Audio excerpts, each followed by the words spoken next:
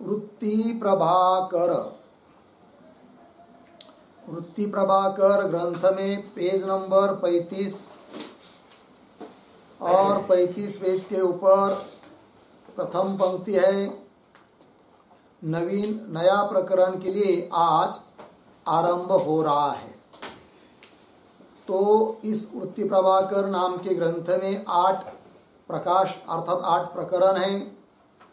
उसमें से प्रथम प्रकरण का विचार कल समाप्त हुआ, जिसमें प्रत्यक्ष प्रमाण का विचार किया, और आज द्वितीय प्रकाश अर्थात द्वितीय प्रकरण के लिए आरंभ कर रहे हैं, और इस प्रकरण का नाम है अनुमान प्रमाण।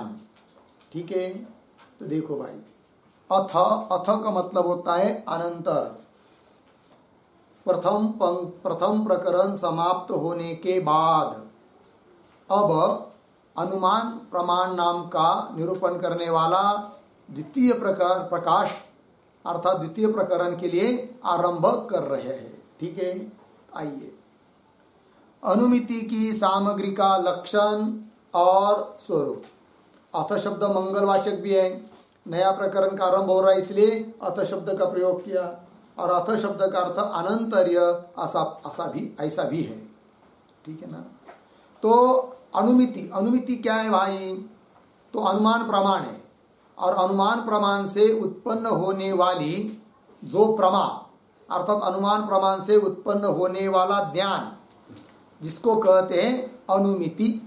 तो अनुमिति ये प्रमा है, प्रमाण से उत्पन्न हुआ ज्ञान है, और उस अनुमिति प्रमा की सामग्री कारण सामग्री वो कौन कौन है, इसका विचार इस प्रथम शीर्षक में करना है। तो अनुमिति की सामग्री का लक्षण क्या है और उसका स्वरूप क्या है, कौन कौन सामग्री है, वो सब बात। तो देखिए, अनुमिति प्रमा का जो करण होवे सो अनुमान प्रमाण कहिए है। तो अनुमान प्रमाण किसको कहते हैं? तो अनुमान प्रमाण की परिभाषा जैसे पीछे कहा था, प्रत्यक्ष प्रमा का जो करण उसको प्रत्यक्ष प्रमाण कहते हैं, उस प्रकार अब कह रहे हैं अनुमिति प्रमा का जो करण होवे सो क्या है, अनुमान प्रमाण। करण का अर्थ पीछे कर चुके। करण का क्या व्याख्या की थी? व्यापार वाला असाधारण कारण, अर्थात अनुमिति का जो व्यापार वाला असाधारण कारण है उसका नाम है क्या, अनुमान प्रमाण। वो कौन है, वो कौन चीज है, स्वरूप क्या है उसका, वो बताएंगे आगे। ये लक्षण हुआ। ठीक है, आगे चलिए। लिंग ज्ञान जन्य जो ज्ञान सो अनुमिति कहिए। अभी पहले पंक्ति में अनुमान प्रमाण का लक्षण किया, और लक्षण करते समय क्या कहा, अनुमिति प्रमा का जो करण। किंतु इस लक्षण के अंतर्गत पद आया है अनुमिति। वो अनुमिति क्या है यही हमको पता नहीं है। तो अनुमिति प्रमा का करण क्या समझ में आएगा? पहले अनुमिति समझ में आना चाहिए, अनुमिति क्या है। जब अनुमिति समझ में आएगी तब समझ में आएगा कि उसका ये करण है, अतः ये क्या है, अनुमान प्रमाण है। फिर अनुमिति का लक्षण कर रहे इस पंक्ति में द्वितीय। लिंग ज्ञान जन्य जो ज्ञान सो अनुमिति कहिए, अनुमिति का लक्षण। लिंग अर्थात हेतु अर्थात लिंग ज्ञान से उत्पन्न होने वाला जो ज्ञान उसको कहते हैं क्या, अनुमिति ज्ञान। जैसे दूर से पर्वत दिखाई दे रहा है और पर्वत पर वन्य है या नहीं है कुछ पता नहीं हम लोगों को, क्योंकि यहाँ से नीचे से दिखता नहीं है, दूर भी है। किंतु पर्वत के ऊपर धूम दिखाई देता है, धूर जिसको कहते हैं हम लोग, धूम है कि नहीं। तब धूम देखने के बाद धूम हुआ लिंग, हेतु। उस धूम को देखकर वन्य का ज्ञान हो जाता है, क्योंकि जहां जहां धूम होता है वहां वहां जरूर होता है कौन, वन्य, अग्नि, वन्य। तो वन्य का ज्ञान हो गया अनुमिति प्रमाण, अनुमान प्रमाण से अनुमिति ज्ञान हो गया। और उसके लिए कारण कौन, पर्वत पर दिखाई दे रहा जो धूम, उसका ज्ञान। तो धूम हुआ लिंग और उसका ज्ञान लिंग ज्ञान, हेतु ज्ञान। ठीक है, और उस धूम के ज्ञान से ज्ञान हुआ है किसका, वन्य का। ठीक है ना। तो वन्नी का ज्ञान अनुमिति, अनुमिति, और उस वन्नी के ज्ञान के लिए कारण कौन? धूम का ज्ञान, लिंग का ज्ञान, हेतु का ज्ञान। तो पंक्ति देखिए, लिंग ज्ञान जन्य जो ज्ञान सो अनुमिति कहिए, धूम लिंग है, धूम के ज्ञान से उत्पन्न होने वाला ज्ञान वन्नी का ज्ञान, अतः वन्नी का ज्ञान क्या हुआ? अनुमिति। उदाहरण देकर समझा रहे, जैसे पर्वत में धूम का प्रत्यक्ष ज्ञान होय के वन्नी का ज्ञान होवे, तो दो चीजें यहाँ पर, एक है धूम, एक है वन्नी, ठीक है कि नहीं। वन्नी दिखाई नहीं देता है, किंतु वो वहां पर है, पर्वत पर ये निश्चय हो रहा है। पर्वत पर वन्नी दिखाई यहां से नहीं दे रहा है हम लोगों को, किंतु पर्वत पर वन्नी निश्चित है, ये ज्ञान हुआ। तो वन्नी का ज्ञान पर्वत में होने के लिए कारण कौन? धूम का ज्ञान। अतः धूम का ज्ञान क्या हुआ? लिंग का ज्ञान। धूम लिंग है, हेतु, उसका ज्ञान, उसके कारण हो रहा है किसका ज्ञान? वन्नी का ज्ञान। अतः वन्नी का ज्ञान हुआ अनुमिति ज्ञान, क्योंकि परिभाषा क्या की? लिंग ज्ञान से जो ज्ञान उत्पन्न होता है उसको अनुमिति ज्ञान कहते हैं। तो धूम के ज्ञान से वन्नी का ज्ञान हो रहा है, अतः वन्नी का ज्ञान हुआ अनुमिति ज्ञान।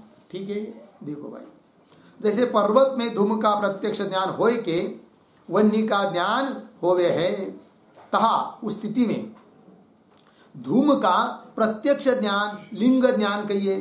धूम का जो प्रत्यक्ष ज्ञान हो रहा है आंखों से, वो कौन सा ज्ञान है? लिंग ज्ञान, हेतु का ज्ञान। ता धूम का प्रत्यक्ष ज्ञान लिंग ज्ञान कहिए। तासे, तासे मतलब धूम के प्रत्यक्ष ज्ञान से वन्नी का ज्ञान उपजय है, वन्नी का ज्ञान उत्पन्न होता है। याते, इसलिए पर्वत में वन्नी का ज्ञान अनुमिति है।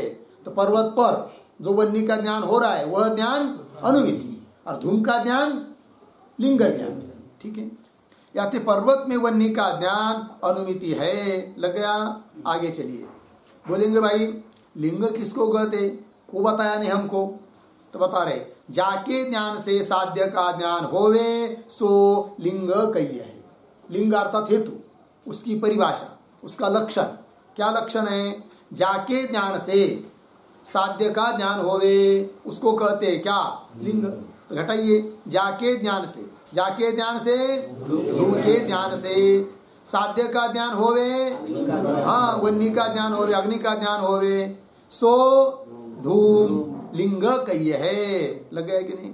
पर्वत पर जिसकी सिद्धि करनी है, जो दिखाई नहीं देता है, सिद्ध करना है, तो वो होता है साध्य। सबकी परिभाषा आ रही है आगे, साध्य क्या है, अभी हेतु क्या आ रही है, ठीक है कि नहीं? तो साध्य का ज्ञान जिसके ज्ञान से होता है उसको कहते हैं क्या? लिंग, हेतु। ठीक है ना? क्या धूम क्या हुआ? लिंग। पंक्ति, जाके ज्ञान से साध्य का ज्ञान होवे सो लिंग कही है। ठीक, पूर्ण विराम। आगे, और साध्य किसको कहते हैं भाई? तब कह रहे अनुमिति ज्ञान का विषय साध्य कही है। अनुमिति ज्ञान का जो विषय उसको कहते हैं क्या? साध्य। ज्ञान है जरूर उसका कोई न कोई विषय रहता है। जैसे सामने घट रखा है भूतल पर, ज्ञान हुआ अयम घट, अयम घट, इस ज्ञान का विषय कौन है? घट। अयम मठ, इस ज्ञान का विषय मठ। वृक्ष, इस ज्ञान का विषय वृक्ष।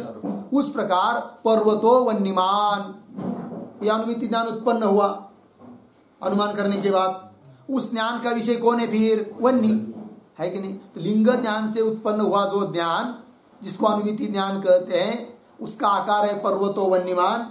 उस अनुमिति ज्ञान का जो विषय कौन है? वन्नी। अतः वन्नी क्या है? साध्य। क्योंकि साध्य की परिभाषा क्या की यहाँ पर? अनुमिति ज्ञान का जो विषय उसको कहते हैं साध्य। पंक्ति देखिए, अनुमिति ज्ञान का विषय साध्य कहिए। आगे, अनुमिति का विषय वन्नी है, पर्वतो वन्यमान, यह अनुमिति ज्ञान, उसका विषय कौन है? वन्नी, अतः साध्य वन्नी। अनुमिति का विषय वन्नी है, जाते वन्नी साध्य है, बराबर। आगे, धूम ज्ञान ते वन्नी रूप साध्य का ज्ञान होवे है, याते धूम लिंग है। साफ साफ स्पष्ट कर रहे हैं, है कि नहीं? धूम का ज्ञान हुआ, उसके बाद क्या होता है? साध्य का, वन्नी का ज्ञान होता है।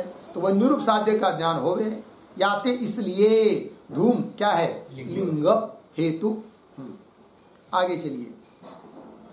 व्याप्य के ज्ञान ते व्यापक का ज्ञान होवे है, या ते व्याप्य को लिंग कहे है। लिंग किसको कहते हैं? एक परिभाषा तो ऊपर की कर दिए, जाके ज्ञान से साध्य का ज्ञान होवे सो लिंग कहिए। लिंग लिंग की एक लक्षण हो चुका है। अब दूसरा क्या कि व्याप्य के ज्ञान से व्यापक का ज्ञान होवे, ऐसा नियम है। व्याप्य व्यापक दो शब्द, व्याप्य व्यापक। जो न्यून देश में रहता है, कम देश में रहता है या कम काल में रहता है, उसको कहते हैं क्या? व्याप्य। और जो अधिक देश में रहता है, ज्यादा जगह रहता है या अधिक काल में रहता है, उसको कहते हैं क्या? व्यापक। ठीक। अपने पास दो चीज है, धूम और वन्य। उन दोनों में एक व्याप्य है, एक व्यापक है। तो दोनों में कौन व्याप्य है और कौन व्यापक है? धूम व्याप्य है। व्याप्य कौन है? धूम। और व्यापक है वन्य। बोलेंगे ऐसा क्यों? इसलिए कि धूम कम जगह में रहता है और वन्य अधिक जगह में रहता है। बोलेंगे कैसे, जरा समझाओ। तो गिनिए। तो धूम कितनी जगह है और वन्य कितनी जगह है? तो पर्वत पर धूम है एक, है कि नहीं? पर्वत। चत्वर में है कौन? धूम। चत्वर क्या होता है? चौक। ठंडी के दिन में चौक चौक में लोग अग्नि जलाकर क्या करते? ठंडी को दूर करते और सेकते हैं ना। हर एक गाँव गाँव में चौक चौक में लगाते हैं अग्नि। तो पर्वत पर वन धूम है एक, चौक में चत्वर में है दो, और महानस में है। महानस का अर्थ होता है स्वयंपाक घर, रसोई घर। वहां भी होता है कौन? धूम। बराबर। कितनी जगह हुई धूम की? तीन। और गोष्ठ, गाय का गोठा। बोलेंगे वहां कैसा होता है धूम? इसलिए कि गाय को जब बहुत ज्यादा ठंडी लगती है, ठंडी के दिनों में जिन प्रदेशों में अधिक ठंडी पड़ती है, वहां पर गाय को उष्णता देने के लिए क्या करते हैं? अग्नि जलाते वहां पर, अग्नि को थोड़ा अग्नि ठंडी से बच जाए इसलिए। तो वहां पर भी होता है कौन? धूम। तो धूम कितनी जगह हुआ? चार। पर्वत, चत्वर, गोष्ठ, महानस, चार जगह हुआ। अब वन्य कितनी जगह है वो देखिए। पर्वत पर भी वन्य है, चत्वर में भी है, महानस में भी है, गोष्ठ में भी है, गाय का गोठे में भी है, महानस में भी है। और एक जगह है आयोगोलक में। आयोगोलक मतलब लोह का गोला, तपाया हुआ लोह का गोला। जैसे आप किसी क्या लोहार के यहाँ जाएंगे तो वहाँ अग्नि का लोहे का गोला होता है कि नहीं, वो अग्नि में भाते के आगे वो जलाते, उसको रखते हैं, फिर अलग करते, लाल लाल लाल लाल दिखता है लोखंड, लोहे का गोला। वहां पर क्या है? वन्य है, धूम नहीं है। तो वन्य कितनी जगह रहा? 5 जगह रहा। धूम कितनी जगह रहा? 4 जगह रहा। तो जो कम जगह में रह रहा है वो व्याप्य, और जो अधिक जगह रहता है वह व्यापक। तो धूम और वन्य में व्याप्य कौन? धूम। व्यापक कौन? वन्य। अग्नि व्यापक हुआ, ठीक है कि नहीं? हाँ। तो देखिए फिर, और व्याप्य के ज्ञान से क्या होता है? व्यापक का ज्ञान। ये नियम है, व्याप्य के ज्ञान से व्यापक। क्योंकि जहां जहां व्याप्य रहता है वहां जरूर रहता है कौन? व्यापक। जहां जहां धूम है वहां वह जरूर है कौन? वन्य। तो व्याप्य के ज्ञान से व्यापक का ज्ञान होवे है। बराबर। याते, इसलिए व्याप्य को लिंग कहे। जो व्याप्य है उसको क्या कहते हैं? लिंग। क्योंकि ऊपर की परिभाषा जिसके ज्ञान से साध्य का ज्ञान होवे, तो व्याप्य के धूम के ज्ञान से होवे, और व्याप्य के ज्ञान से होता है। अर्थात व्याप्य जो है वो क्या हुआ? लिंग। जो व्याप्य वह लिंग हेतु। बराबर। पंक्ति चलिए। याते व्याप्य को लिंग कहे है और व्यापक को साध्य कहे। अनुमिति का जो विषय वो साध्य, एक भाषा। और दूसरा लक्षण क्या? जो व्यापक होता है वह साध्य। आगे, व्याप्ति वाले को व्याप्य कहिए। बोलेंगे अभी अभी आपने कहा व्याप्य के ज्ञान से व्यापक का ज्ञान हो गए, किंतु व्याप्ति किसको कहते हैं? वो बता रहे, व्याप्ति वाला, व्याप्ति जिसके माथे पर बैठी है उसको कहते हैं क्या? व्याप्य। और व्यापक की व्याप्ति व्याप्य में होती है। बराबर। पंक्ति की। व्याप्ति वाले को व्याप्य कही है। जैसे जहां जहां धूम होता है वहां वहां जरूर होता है कौन? वन्नी। यत्र यत्र धूमः तत्र तत्र वन्नी, ऐसा नियम है। व्याप्ति वाले को व्याप्य कह है। आगे व्याप्ति निरूपक को व्यापक कह है। व्याप्ति का जो निरूपण करने वाला, संपादन करने वाला, उसको कहते हैं क्या? व्यापक। और व्याप्ति वाला जो, उसको कहते हैं क्या? व्याप्य। दो चीज, व्याप्य व्यापक, बीच में आ गई व्याप्ति। तो व्याप्ति जिसके माथे पर है वो हुआ व्याप्य, और वो व्याप्ति जिसकी है अर्थात व्याप्ति का जो निरूपक है वो होता है कौन? व्यापक। ठीक, देखिए व्याप्ति निरूपक को व्यापक कह है। बोलेंगे ठीक है, व्याप्ति वाला जो होता है उसको कहते हैं व्याप्य, व्याप्ति का जो निरूपक होता है उसको कहते हैं व्यापक। किंतु व्याप्ति क्या है वो तो बताओ। तो बता रहे, देखिए भाई, वह अविनाभाव रूप संबंध को व्याप्ति कह है। सीधी सीधी व्याप्ति का लक्षण क्या? अविनाभाव रूप संबंध को क्या कहते हैं? बोलते जाइए आप लोग, दिखता है ना वहां शब्द। और क्या बोलना है आगे भी हमको आप लोगों को समझ में आता है, तो बोलना क्यों नहीं? तो बोलना चाहिए, तब समझ में आता है कि चल रहा है कुछ, है कि ना। अविनाभाव रूप संबंध को व्याप्ति कहे। बोलो भाई, किसको कहते व्याप्ति? हाँ, अविनाभाव रूप संबंध को व्याप्ति कहते हैं। अविनाभाव दो शब्द है, विनाभाव, अविनाभाव। विनाभाव मतलब उसके बिना भी रह सकना, अविनाभाव मतलब उसके बिना रह ही नहीं सकता, उसको कहते क्या? अविनाभाव। ठीक है कि नहीं? दो शब्द है ना, विनाभाव, अविनाभाव। तो किसको कहते व्याप्ति? अविनाभाव रूप संबंध को क्या कहते हैं? व्याप्ति कहते हैं। ठीक है, इसके आधार पर एक पंक्ति लिखते हैं हम लोग, एक टिप्पणी। वन्नी के बिना,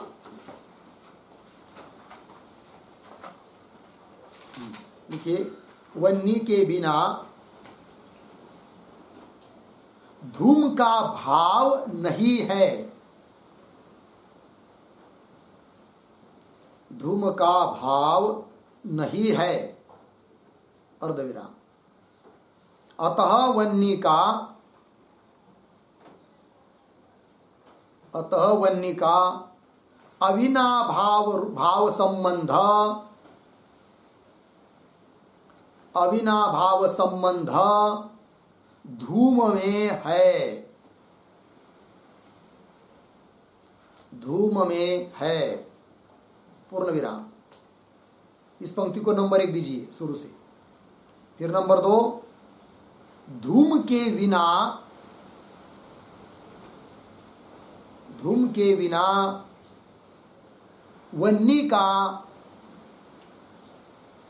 वन्नी का आयोगोलक में भाव है।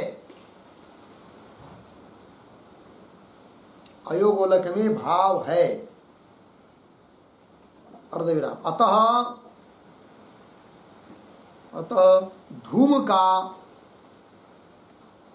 का बिना भाव संबंध वन्नी में है।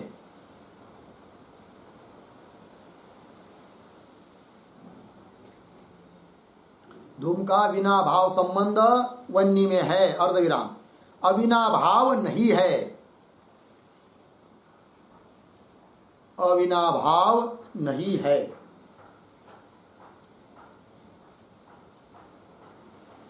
ठीक है, देखो भाई अर्थ। पहला वाक्य क्या है? वन्नी के बिना धूम का भाव सत्ता नहीं है, कहीं भी नहीं है। वन्नी नहीं है और केवल धूम है, ऐसा कहीं है क्या? नहीं है। तो वन्नी के बिना धूम का भाव नहीं है। अतः वन्नी का क्या है? अविनाभाव संबंध किसमें? धूम में, क्योंकि वन्नी के बिना रह ही नहीं सकता। कौन? धूम। अतः वन्नी का अविनाभाव संबंध हुआ धूम में। अब उसका उल्टा करेंगे तो अविनाभाव संबंध नहीं बनेगा, विनाभाव। कैसे? देखिए, क्योंकि धूम के बिना वन्नी का अयोगोलक में क्या है? भाव, सत्ता है। अर्थात वन्नी बेचारा धूम के बिना भी रह सकता है। अतः क्या हुआ? धूम का वन्नी में विनाभाव, क्योंकि धूम को छोड़कर भी वन्नी रह सकता है, विनाभाव। किंतु वन्नी को छोड़कर धूम रह ही नहीं सकता, अतः वन्नी का धूम में अविनाभाव। और उस अविनाभाव संबंध को ही बोलते हैं क्या? व्याप्ति। ठीक है, चलिए धूम नंबर 2 में क्या लिखा? धूम के बिना वन्नी का योगोलक में भाव है, अतः धूम का बिना भाव संबंध वन्नी में है, अविनाभाव नहीं। लग गया ना? और संस्कृत में यदि देखना हो तो व्याप्ति का लक्षण पता है आप लोगों को, साध्याभाववद अवृत्तित्वम। क्या? साध्याभाववद अवृत्तित्वम। कैसे घटाइए? पर्वतो वन्यमान धूमात, ये स्थल है, पक्ष पर्वत, साध्य वन्नी, हेतु धूम। अब लक्षण घटाइए, साध्य वन्नी, साध्याभाव वन्नी अभाव, साध्य अभाव वद वन्नी अभाव वद, मतलब वन्नी के अभाव का अधिकरण कहाँ है? जलरुद्र। वन्नी तो इतर जगह रहता है, वन्नी का अभाव कहाँ रह रहा है? जलरुद्र में। तो वन्नी अभाव वद हुआ जलरुद्र। उस जलरुद्र में वृत्ति मतलब रहने वाले कौन? मत्स्य, मीन है कि नहीं? नौका, ये वृत्ति है। अवृत्ति कौन? धूम। धूम हुआ है नहीं, अवृत्ति हुआ, अवृत्तित्व चला गया किसमें? धूम में। अतः लक्षण घट गया। ये व्याप्ति के लक्षण है संस्कृत में, साध्य अभाव वद अवृत्तित्वम। बराबर है, धूम में लक्षण गया। वही करे यहाँ पर भी वही है कि वन्नी का धूम में अविनाभाव संबंध है, अर्थात वन्नी की व्याप्ति है किसमें? धूम में। तो जिसमें व्याप्ति है वो व्याप्य, तो धूम क्या हुआ? व्याप्य। और उस व्याप्ति का निरूपक कौन हुआ? वन्नी। अतः वन्नी क्या हुआ? व्यापक। और व्याप्ति का स्वरूप क्या है? अविनाभाव रूप संबंध, यही है व्याप्ति। देखिए फिर अविनाभाव रूप संबंध को व्याप्ति कह है। अब इसको घटा रहे स्वयं ग्रंथकार। जैसे धूम विषय मतलब धूम में वन्नी का अविनाभाव रूप संबंध है, सोई धूम विषय वन्नी की व्याप्ति है। बराबर? धूम विषय मतलब धूम में, धूम के माथे पर वन्नी का क्या है? अविनाभाव रूप संबंध है, जो अभी आपको लिख के दिया। सोई वही धूम विषय धूम में वन्नी की क्या है? व्याप्ति है। याते धूम वन्नी का व्याप्य है। व्याप्य कौन हुआ? धूम। किसका व्याप्य? धूम, वन्नी का। ठीक है, याते धूम वन्नी का व्याप्य है। आगे ता व्याप्ति रूप संबंध का निरूपक वन्य है। व्याप्ति रूप संबंध का निरूपक कौन है? वन्नी। अतः वन्नी क्या हुआ? व्यापक। क्योंकि व्याप्ति का जो निरूपक होता है उसको कहते हैं व्यापक। ता व्याप्ति रूप संबंध का निरूपक वन्नी है। याते धूम का व्यापक वन्नी है। तो धूम का व्यापक कौन हुआ? वन्नी। और वन्नी का व्याप्य कौन हुआ? धूम। हाँ, याते धूम का व्यापक वन्नी है। आगे चलिए, जा विना जो होवे नहीं ताका अविनाभाव संबंध तामे कही है। अविनाभाव संबंध जो व्याप्ति है ना उसको घटा रहे। तो किसका किसमें अविनाभाव संबंध होता है, अर्थात किसकी व्याप्ति किसमें होती है, इस बात को बता रहे हैं इस पंक्ति में। पंक्ति पुनः पढ़ता हूं। जा विना जो होवे नहीं ताका अविनाभाव रूप संबंध तामे कही है। मिली पंक्ति? अब घटाइए इसको। जा विना वन्नी विना जो होवे नहीं धूम होवे नहीं ताका वन्नी का अविनाभाव रूप संबंध तामे धूम में है। बात समझ में आई?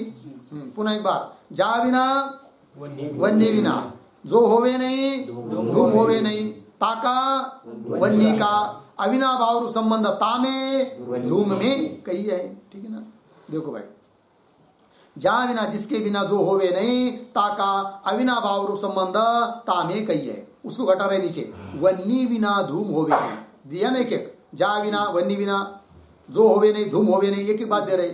तो वन्नी विना धूम होवे नहीं याते वन्नी का अविनाभाव रूप संबंध धूम में है। बराबर? अर्थात वन्नी की व्याप्ति धूम में है, यह अर्थ निकल आया। वन्नी, अब उसका उल्टा करेंगे तो नहीं होगा। वन्नी में धूम का अविनाभाव नहीं। वन्नी का अविनाभाव तो धूम में है, किंतु धूम का वन्नी में क्या नहीं है? अविनाभाव नहीं है। किसका? धूम का। किसमें? वन्नी में क्या नहीं? अविनाभाव। क्यों? हाँ, अयोगोलक में धूम को छोड़कर वन्नी रहता है।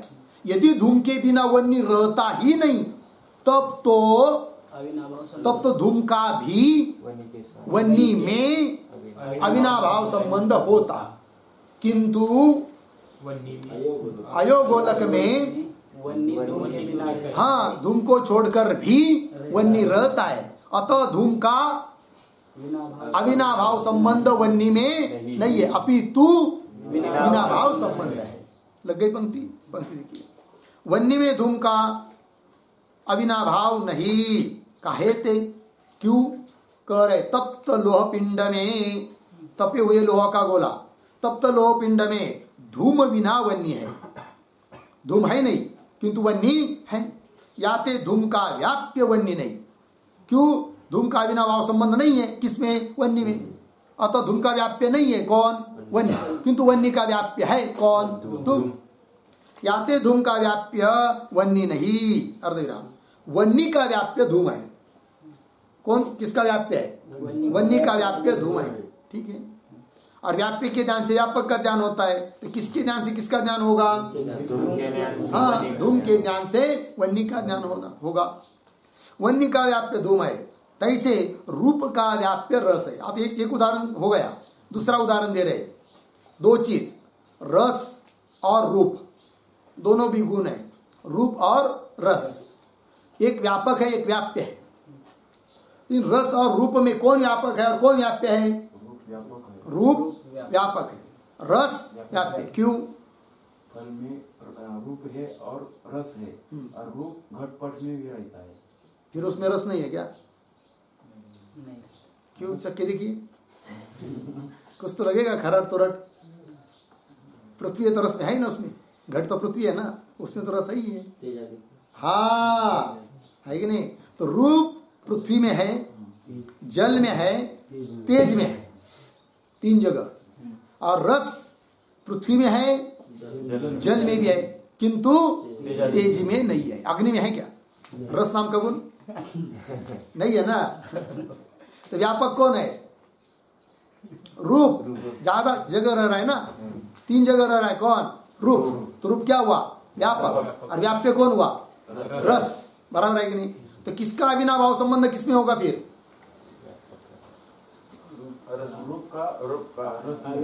हाँ रूप का अविनाभाव संबंध रस में, क्योंकि अभी बताया था ना, व्यापक का अविनाभाव संबंध व्याप्य में होता है, वन्य का अविनाभाव संबंध धूम में है, उस प्रकार रूप का अविनाभाव संबंध रस में होगा, वही दे रहे देखिए।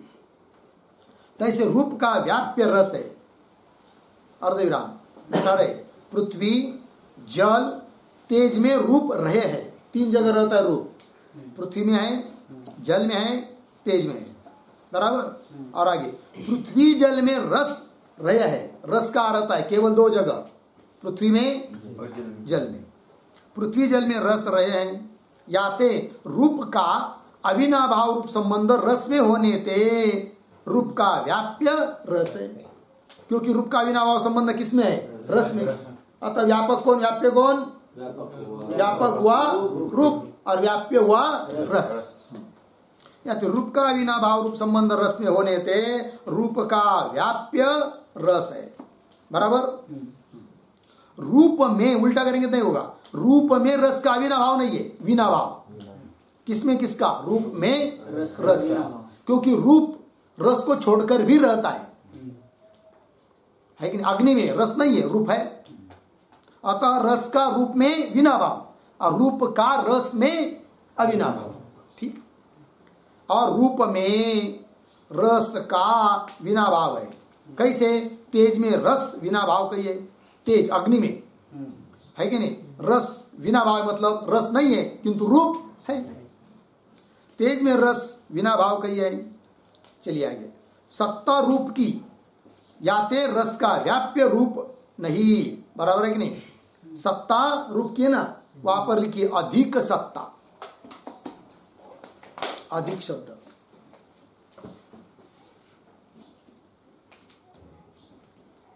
नहीं मिला, नीचे से चौथी पंक्ति में अंतिम शब्द, अधिक सत्ता रूप की, अधिक सत्ता किसकी है, रूप के, याते इसलिए रस का व्याप्य रूप नहीं, क्योंकि रूप क्या दिख सकता है, रस का व्याप्य रूप नहीं। लग गया इतना? आगे चलिए, जो नहीं की बात अर्ध विराम, अब बता रहे आगे, जो जासे विचारी होवे सो त्याग सो ताका व्याप्य होवे नहीं। नियम कौन किसका व्याप्य होता है ऊपर बताया, अब कौन किसका व्याप्य नहीं होता है उसको बता रहे हैं। तो जो जासे व्यभिचारी होवे, व्यभिचारी का मतलब होता है अधिक देश में रहने वाला। व्यभिचारी का अर्थ क्या है? अधिक देश में रहने वाला, उसको कहते हैं क्या? व्यभिचारी। तो जो जासे व्यभिचारी होवे सो ताका व्याप्य होवे नहीं। कैसे? देखो, जो वन्नी जासे धूम से व्यभिचारी होवे सो वन्नी ताका धूम का व्याप्य होवे नहीं। धूम का व्याप्य वन्नी नहीं है। अब रूप और रस में घटाइए। जो रूप जासे रस से व्यभिचारी होवे, अधिक देश में रहने वाला है व्यभिचारी मतलब होवे सो रूप ताका रस का व्याप्य होवे। आगे, अधिक देश में जो रहे सो व्यभिचारी कही है। जो अधिक देश में रहता है उसको क्या कहते? व्यभिचारी, है कि नहीं? लोगों में भी प्रसिद्ध है ना व्यभिचारी शब्द। लोग किसको कहते हैं व्यभिचारी? जो अधिक देश में रहता है कि नहीं? चलो, अधिक देश में जो रहे सो व्यभिचारी कही है। लग गया पंक्ति? धूम से अधिक देश में रहे जो वन्नी सो धूम का व्यभिचारी है। धूम की अपेक्षा अधिक देश में रहता है कौन? धूम से अधिक देश में रहे जो वन्नी सो वन्नी धूम का क्या है? व्यभिचारी, अर्थात अधिक देश में रहने वाला है। रस के अधिक देश में कौन रहता है? रूप। रसते अधिक देश में रूप रहे है। लग गया? याते रस का व्यभिचारी रूप है। रस का व्यभिचारी रूप है मतलब रस की अपेक्षा अधिक देश में रहता है कौन? रूप है। और आगे, जो न्यून देश में रहे ताके विषय अविनाभाव संबंध है। अविनाभाव संबंध लगाते समय बहुत लोगों को जरा दिक्कत होती है ना, गड़बड़। साफ साफ कह रहे, जो न्यून देश में रहता है उसमें अधिक देश में रहने वाले का अविनाभाव संबंध होता है, अर्थात व्याप्ति होती है। क्योंकि अविनाभाव संबंधों को ही बोलते हैं क्या? व्याप्ति। जो न्यून देश में रहे, तो वन्य और धूम में न्यून देश में रहने वाला कौन है? धूम। उसमें है फिर अविनाभाव संबंध किसका? वन्य का। उस प्रकार जो न्यून देश में रहे ताके विषय मतलब उसमें धूम में अविनाभाव संबंध है, सो ही व्याप्य है, वो धूम व्याप्य है। फिर आगे, वन्नी ते न्यून देश में धूम है। वन्नी की अपेक्षा न्यून देश में है कौन? धूम। अतः धूम क्या हुआ? व्याप्य। और वन्नी क्या हुआ? व्यापक।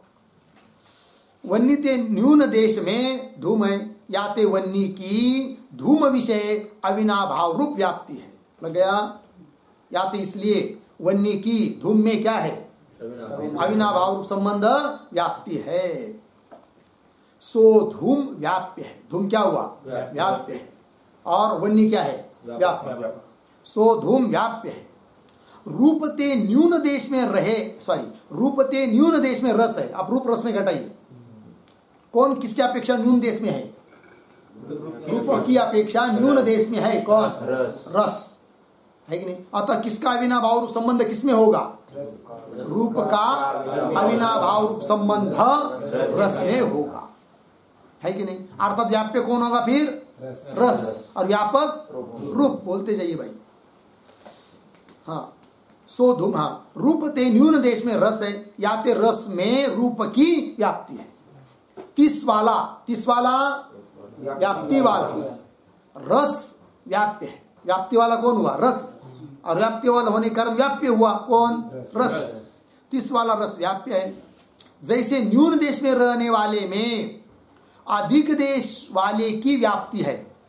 जैसा अभी तक ये नियम हुआ, जो न्यून देश में रहता है उसमें अधिक देश में जो रहता है उसकी व्याप्ति होती है। ये नियम हुआ ना अभी तक? पंक्ति पुनः, जैसे न्यून देश में रहने वाले में अधिक देश वाले की व्याप्ति है, बराबर।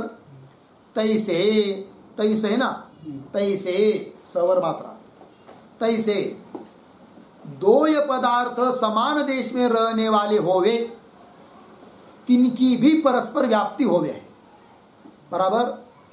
दो पदार्थ है किंतु समान देश में रहते, न्यून ज्यादा देश में नहीं रहते। जितने देश में ये रहता है उतने देश में वो रहता है, जितने देश में वो रहता है उतने देश में ये रहता है, समान देश काल में रहते हैं, तो उसकी भी परस्पर में क्या होती है, व्याप्ति। उसकी व्याप्ति उसमें, उसकी व्याप्ति उसमें, उसके दृष्टि से ये व्याप्य, उसके दृष्टि से वो व्याप्य, क्योंकि समान है, बराबर।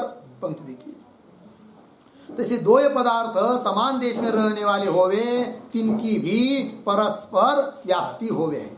जैसे उदाहरण बोलो, उदाहरण दे रहे, जैसे गंध गुण और पृथ्वीत्व जाति केवल पृथ्वी में रहने वाले। गंध कहाँ रहता है, केवल पृथ्वी में रहता है, बराबर। और पृथ्वीत्व जाति पृथ्वी में ही है कि नहीं? तो पूरे पृथ्वी में पृथ्वी जाति है कि नहीं, और पूरे पृथ्वी में गंध गुण है कि नहीं। तो जितने देश में गंध रह रहा है उतने देश में पृथ्वी जाति रह रही है, जितने देश में पृथ्वी जाति रह रही है उसमें उतने देश में गंध रह रहा है। अतः गंध और पृथ्वीत्व जाति दो चीज समान देश में रह रहे हैं, सार की है कि नहीं, अधिक कम ज्यादा नहीं है कि नहीं। अतः इसकी व्याप्ति, गंध की व्याप्ति पृथ्वीत्व में, पृथ्वीत्व की व्याप्ति गंध में, यही कह रहे हैं। जैसे गंध गुण और पृथ्वीत्व जाति केवल पृथ्वी में रहने वाले हैं, ता गंध की व्याप्ति पृथ्वीत्व में है और पृथ्वीत्व की व्याप्ति गंध में, बराबर। हाँ, गंध की व्याप्ति किसमें, पृथ्वीत्व में, और पृथ्वीत्व की व्याप्ति गंध में है। तैसे, और उदाहरण, तैसे स्नेह गुण और जलत्व जाति जल में है। स्नेह गुण कहाँ रहता है, केवल जल में ही रहता है कि नहीं। और जलत्व जाति कहाँ रहती है, केवल जल में ही रहती है, समान देश में रह रहे, इसलिए स्नेह गुण का व्याप्य जलत्व और जलत्व का व्याप्य स्नेह गुण। तैसे स्नेह गुण और जलत्व जाति जल में है, लग गया। जल बिना स्नेह और जलत्व रहे नहीं, जल को छोड़कर जलत्व जाति भी नहीं रहती है और स्नेह गुण भी नहीं रहता है, दोनों भी रहते हैं, कहा, जल में। जल बिना स्नेह और जलत्व रहे नहीं, याते समदेश वृत्ति होने थे। समदेश वृत्ति मतलब समान देश में रहने वाले, जितने देश में हो रहता है उतने देश में हो रहता है, उतने देश में हो रहता है उतने देश में हो रहता है, ऐसा। समदेश वृत्ति, वृत्ति मतलब रहने वाले, समदेश वृत्ति होने थे, दोनों परस्पर व्याप्ति वाले होने थे, व्याप्य है, परस्पर व्याप्ति वाले, अतः एक दूसरे के वो क्या है, व्याप्य भी है। होने थे, दोनों परस्पर व्याप्ति वाले होने थे, व्याप्य है, काहे थे। जैसे न्यून देश वृत्ति में अविनाभाव रूप संबंध है, अभी तक बताया। न्यून देश वृत्ति में मतलब न्यून देश, न्यून कम देश, जगह, वृत्ति रहना, तो जो कम देश में रहता है उसमें अधिक देश में रहने वाले का अविनाभाव रूप संबंध अर्थात व्याप्ति। अधिक देश में रहने वाले की व्याप्ति किसमें, न्यून देश में रहने वाले में, अर्थात अविनाभाव रूप संबंध, ये नियम हुआ। उसी प्रकार समान देश में जो रहते हैं उसमें भी एक दूसरे में क्या होता है, अविनाभाव रूप संबंध अर्थात व्याप्ति। जैसे न्यून देश वृत्ति में अविनाभाव रूप संबंध है, तैसे समान देश वृत्ति पदार्थन का भी, समान देश में रह रहे, समान देश वृत्ति पदार्थन का भी परस्पर अविनाभाव है, अर्थात परस्पर की व्याप्ति परस्पर में है, ऐसा। अब इस पर कोई शंका कर रहा है, क्या शंका है भाई, क्या अभी अभी आपने जो दो उदाहरण दिए समान देश में रहने वाले के, पहला उदाहरण दिया पृथ्वीत्व जाति और गंध गुण, पृथ्वी में समान देश में रह रहे। दूसरा उदाहरण दिया जलत्व जाति और स्नेह गुण, समान देश में जल में रह रहे। किंतु यह आपका कहना ठीक नहीं है, कोई पूर्व पक्षी बोलेगा, शंका कर रहा है, बोलेंगे कैसे, तुम्हारा नियम ठीक है, ये नियम कौन सा, कि जो दो पदार्थ समान देश में रहते हैं उन दोनों की भी एक दूसरे में व्याप्ति रहती है, वो हमको मान्य है, किंतु तुमने जो उदाहरण दिया वो मान्य नहीं है, ऐसी कोई शंका करेगा। तो पहला उदाहरण दिया था, ध्यान दीजिए, पहला उदाहरण दिया था गंध गुण और पृथ्वीत्व जाति, बराबर। तो पृथ्वीत्व जाति है, वो पृथ्वी जिस समय जिस क्षण में उत्पन्न हुई उसी क्षण में उसमें रहती है, कौन, पृथ्वीत्व जाति, बराबर। किंतु गुण जो होते हैं ना, वो द्रव्य के उत्पत्ति के बाद दूसरे क्षण में आते हैं, पहले क्षण में नहीं। एक नियम होता है क्या? हाँ, उत्पन्नम द्रव्यम क्षणम निर्गुणम निष्क्रियम च तिष्ठति। उत्पन्नम द्रव्यम, कोई भी द्रव्य जब उत्पन्न होता है तो एक क्षण के लिए वह निर्गुण है, गुण रहित है, निष्क्रिय है, उसमें कोई क्रिया नहीं है। निर्गुणम निष्क्रियम से तिष्ठति। दूसरे क्षण में उसमें आते हैं कौन? गुण वगैरह। तो पृथ्वी पहले उत्पन्न हुई, दूसरे क्षण में उसमें गंध गुण आया, किंतु पहले क्षण में भी है कौन? पृथ्वीत्व जाति। बाद में भी है, पहले में भी है। तो अधिक काल में कौन रह रही है? पृथ्वीत्व जाति। और गंध गुण कम काल में रह रहा है। और समान वो उसको कहते हैं कि जो समान देश में भी हो, समान काल में भी हो। तो भले यहाँ पर देशकृत न्यूनाधिक नहीं है, किंतु कालकृत न्यूनाधिकता है। पृथ्वी तो जाती है, क्षण भर क्यों न हो अधिक काल में रह रही है, गंधगुण बाद में आ रहा है। अतः वो दो पदार्थ एक दूसरे की व्याप्य नहीं बनेंगे। कोई शंका कर रहा है, शंका देखिए, यद्यपि पृथ्वीत्व से न्यून देश वृत्ति गंध है, पृथ्वीत्व की अपेक्षा न्यून देश में है कौन? गंध है। और जलत्व से न्यून देश वृत्ति स्नेह है। बोलेंगे कैसे, जरा समझाओ हमको। तो कहे थे प्रथम क्षण में न्यून देश वृत्ति मतलब न्यून काल में आसार था उसका, ठीक है ना। कहे थे प्रथम क्षण में निर्गुण द्रव्य उपजे है कि नहीं? प्रथम क्षण में निर्गुण द्रव्य उपजे उत्पन्न होता है। उस पर एक वाक्य लिख के रखिए, नियम। उत्पन्नम द्रव्यम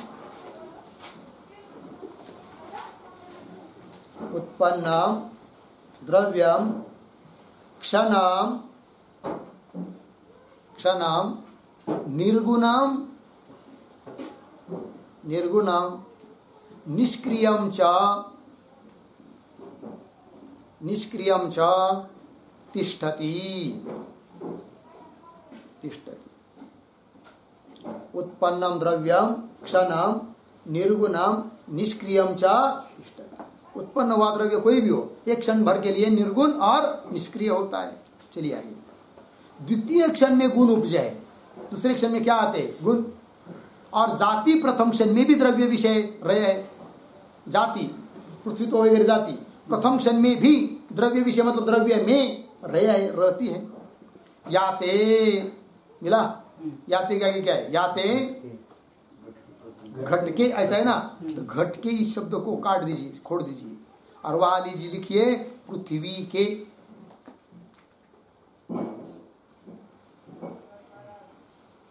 पृथ्वी के हो गया। चलिए, याते पृथ्वी के प्रथम क्षण में गंध का व्यभिचारी पृथ्वीत्व होने थे। पृथ्वी के प्रथम क्षण में गंध का व्यभिचारी है कौन? पृथ्वीत्व। गंध का व्यभिचारी पृथ्वीत्व है, मतलब गंध के अधिक देश में रह रहा है कौन? प्रथम क्षण में गंध का व्यभिचारी पृथ्वीत्व होने थे। ताके विषय पृथ्वीत्व में गंध का अविनाभाव संबंध रूप व्याप्ति का अभाव है। गंध का अविनाभाव संबंध नहीं है, किसमें? पृथ्वीत्व में। पृथ्वीत्व का अविनाभाव संबंध है किसमें? गंध है कि नहीं? क्योंकि व्यापक का अविनाभाव संबंध व्याप्य में होता है। और समान देश काल में होते तो हम मानते, किंतु समान देश काल में क्या है? वो अधिक देश में रह रहा है कौन? पृथ्वीत्व। ताके, हाँ हो गए ना, ताके विषय गंध का अविनाभाव संबंध रूप व्याप्ति का अभाव है। और उत्पत्ति क्षणवर्ती मतलब उत्पत्ति क्षण में जल में स्नेह का व्यभिचारी जलत्व होने थे, है कि नहीं? क्या है? स्नेह का व्यभिचारी है कौन? जलत्व। जल में स्नेह का व्यभिचारी जलत्व होने थे। ताके विषय ताके, हाँ बराबर है, ताके विषय जलत्व के विषय, जलत्व के बारे में, जलत्व में स्नेह का अविनाभाव रूप संबंध नहीं। स्नेह का अविनाभाव रूप संबंध नहीं है, कहा? जलत्व। जलत्व का अविनाभाव रूप संबंध है, कहा? स्नेह। बराबर। ताके विषय स्नेह का अविनाभाव रूप संबंध नहीं। याते स्नेह की व्याप्ति का जलत्व में अभाव होने थे। स्नेह की व्याप्ति नहीं है किसमें? जलत्व में। जलत्व की व्याप्ति तो है किसमें? स्नेह में। या तो स्नेह की व्याप्ति का जलत्व में अभाव होने ते स्नेह का व्याप्य जलत्व नहीं। इस रीति से पृथ्वीत्व का व्याप्य गंध है, गंध का व्याप्य पृथ्वीत्व नहीं। मिला? इस रीति से पृथ्वीत्व का व्याप्य गंध है, अर्धविराम, गंध का व्याप्य पृथ्वीत्व नहीं। आगे, तैसे जलत्व का व्याप्य स्नेह है, अर्धविराम। आगे, स्नेह का व्याप्य जलत्व नहीं। मिल गया? यहां तक शंका हुई। अब तथापि से उत्तर दे रहे हैं। क्या उत्तर दे रहे? देखिए भाई, तथापि गंधवत्व और पृथ्वीत्व परस्पर व्याप्ति वाले।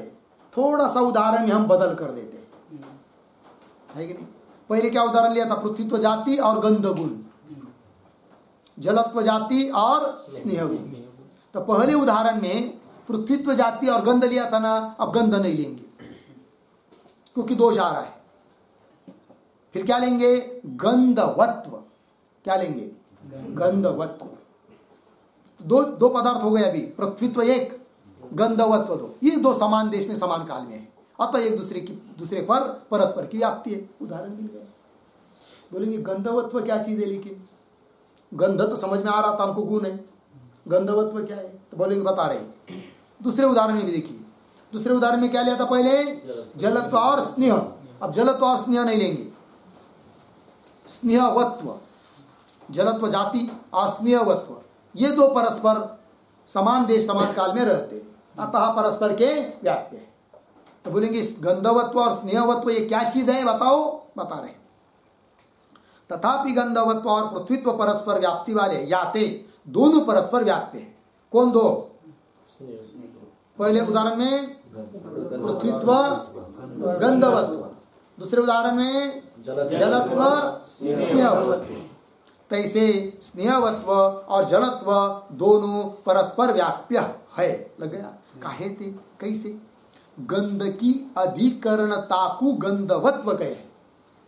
गंधवत्व का अर्थ बता रहे। गंध की अधिकरणता को, अधिकरणता को है ना, एक कर दीजिए उसको, एक शब्द है वो। गंध की अधिकरणता को मतलब अधिकरणता को, अधिकरणता उसको गंधवत्व कहते हैं। कैसे? जरा समझाओ भाई, ध्यान दीजिए, समझ दीजिए। पृथ्वी पर घट रखा है, बराबर? क्या है? घट। तो घट आधे है और उस घट का अधिकरण कौन है? पृथ्वी। घट का अधिकरण कौन है? पृथ्वी। और अधिकरणता किसमें है? पृथ्वी में, बराबर है कि नहीं? तो घट ले भी जाएंगे आप, घट को उठाकर, तो भी वहां पर अधिकरणता धर्म है। किसमें? पृथ्वी में, है कि नहीं? उस प्रकार कह रहे अधिकरण गंध गुण है, गंध गुण आया नहीं, किंतु उसका अधिकरण कौन है? पृथ्वी। जब आएगा तो अधिकरण पृथ्वी है ना, अतः अधिकरणता धर्म किसका है? पृथ्वी का है कि नहीं? तो गंध गुण न होने पर भी अधिकरणता पृथ्वी में है, अतः पृथ्वीत्व जाति पृथ्वी में है, अधिकरणता पृथ्वी में है। तो गंध की अधिकरणता मतलब गंधवत्व। तो गंधवत्व और पृथ्वीत्व दोनों समान देश समान काल है। जब पृथ्वी उत्पन्न हुई उस प्रथम क्षण में भी है क्या? गंधवत्व। गंध नहीं है, गंधवत्व है।